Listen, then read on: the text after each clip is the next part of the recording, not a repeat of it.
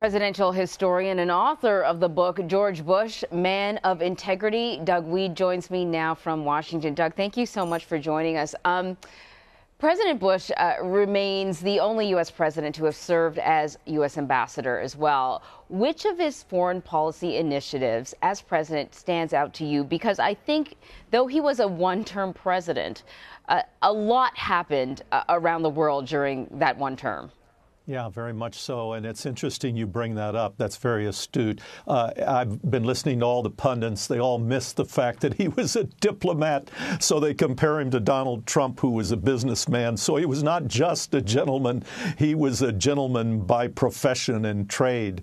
But the ending of the Cold War, people underestimate what was going on. And as early as the early 80s, I introduced him to a humble Catholic priest who became a bishop and then a cardinal. I remember going into the family quarters of the White House in the middle of his administration. There he was ensconced with the cardinal on a couch, talking feverishly, sending messages back to the Pope, who was Polish. And that could have gone wrong. The Cold War, there was a counter-revolution at one point. That was under George H.W. Bush's tenure. What he didn't do helped end the Cold War. The Baltic states lobbyists were saying, send troops. This is the last chance we'll have in 100 years for freedom.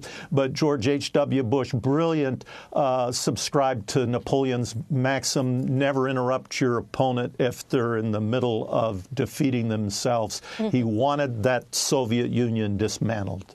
Yeah, you know, it's funny you would say that. Clearly, his experience as a diplomat, as the ambassador to China and also the UN ambassador, helped to inform his leadership style. He was not someone, as you sort of indicate, to gloat when it looked like things were going his way. Can you talk a little bit about his style of leadership and particularly how it contrasts to what we're seeing today?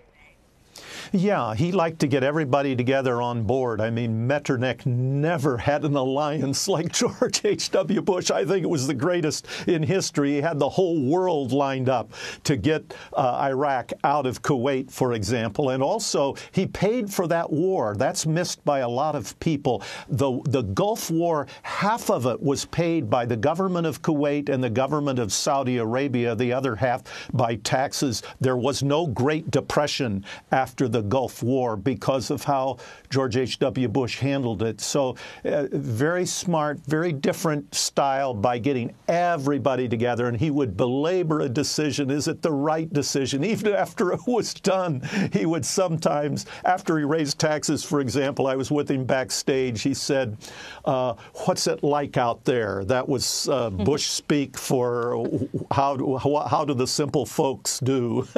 He wanted to know how badly he was being hurt by the tax increase. You know, we began this show with a little bit of sound from President Clinton, the man who defeated him, saying that history will be kind to George H.W. Bush. And you have said that historians will come to realize that he saved humanity. Why do you say that? Well, Lincoln saved the Union, but we were on the brink of nuclear war. There were, in Holland, there were school teachers teaching their children it doesn't matter what university you pick because the world won't exist then. And it was a very dire time with these missiles pointed at each other. We talk about nuclear missiles falling into the hands of terrorists. They were in the hands of terrorists. Pol Pot was being defended by both the Chinese government and the Soviet government. Very dangerous time. And Reagan and Bush saved humanity by ending that Cold War. You know, we've been talking a lot about his public life, but I want to ask you a couple questions about his private life. It always occurred to me that this was a man who loved his family tremendously. And though he may have not been sort of public when he would emote, he put his feelings down in letters. He was quite a letter writer, love letters to his wife, and in a way, love letters to his sons as well. Can you talk a little bit about what family meant to him? Yeah, that's a great question. I was amazed at his letter writing, and I have notebooks full of these just priceless notes, some of them funny, some of them interesting. I remember a leader of influence. We worked hard to try to win his support, his endorsement, and we spent airline tickets flying back and forth, and finally this man came out and bashed George H.W. Bush publicly, and I got a little handwritten note from Bush Sr. saying, well, I guess we'll put him in the undecided column.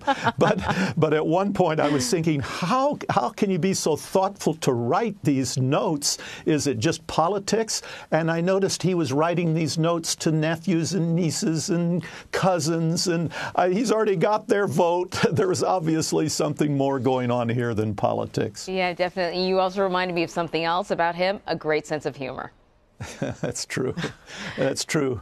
I remember once he brought me into the presidential suite at a hotel, and he was so excited. He said, look at this. He was looking at TV, and I came up behind the couch. I thought it was an assassination or something, and it was The Price is Right. And there was a man and a woman and a little boy and a girl, and they were dressed up like bunnies. And here was the leader of the free world saying, look at them. They're dressed up like bunnies.